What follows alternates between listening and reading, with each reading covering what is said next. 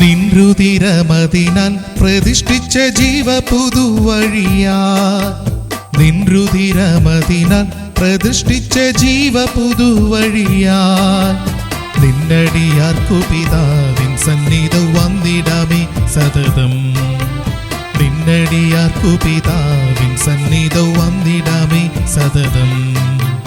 വന്ദനം യേശുപര, നിനക്കെന്നും വന്ദനം യേശുപര, വന്ദനം യേശുപര, നിനക്കെന്നും വന്ദനം യേശുപര.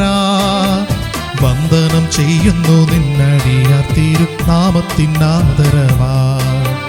വന്ദനം ചെയ്യുന്നു നിന്നടിയാർ ക്രിസ്തുയേശുവിന്റെ നിസ്തുല്യ നാമത്തിൽ ശുഭ സന്ദേശത്തിലേക്ക് സ്വാഗതം. വിശുദ്ധ വേദപുസ്തകത്തിൽ മത്തായി എഴുതിയ സുവിശേഷം 7-ാം അധ്യായം 13-14 വാക്യങ്ങളിൽ നാം ഇപ്രകാരം വായിക്കുന്നു: ഇടുക്കുവാതിലൂടെ അകത്ത് കടപ്പീൻ, നാശത്തിലേക്ക് പോകുന്ന വാതിൽ വീതിയുള്ളതും വഴി വിശാലവും, അതിൽ കൂടി കടക്കുന്നവർ അനേകരുമാകുന്നു.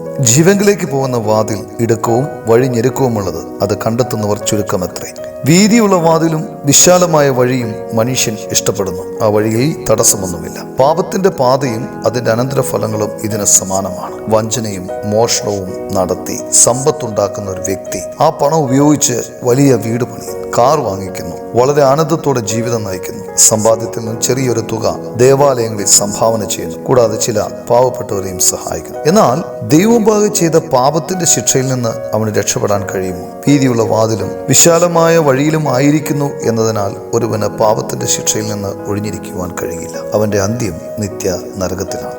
ഈ നാശത്തിൽ നിന്ന് നമ്മെ രക്ഷിക്കാൻ കർത്താവായ യേശുക്രിസ്തു മനുഷ്യാവതാരം ചെയ്തു. നമ്മുടെ പാപത്തിന്റെ ശിക്ഷ ഏറ്റെടുത്ത് ക്രൂശിൽ യാഗമായി മരിച്ചവരുടെ ഇടയിൽ നിന്നും 3-ാം ദിവസം ഉയർത്തെഴുന്നേറ്റു. അവനിൽ വിശ്വസിക്കുന്നവന് നിത്യജീവൻ ലഭിക്കുന്നു. അവന്റെ പാപങ്ങൾ ക്ഷമിക്കപ്പെടുന്നു, അവൻ രക്ഷിക്കപ്പെടും. വീതിയുള്ളതും വിശാലവുമായ വഴി ഉപേക്ഷിച്ച് ഇടുക്കുവാതിലൂടെ ഞെരുക്കമുള്ള വഴിയിലൂടെ പ്രവേശിക്കുവാൻ, രക്ഷിക്കപ്പെടുവാൻ, ക്രിസ്തുവിനെ കണ്ടെത്തുവാൻ കർത്താവ് നിങ്ങളെ സഹായിക്കട്ടെ.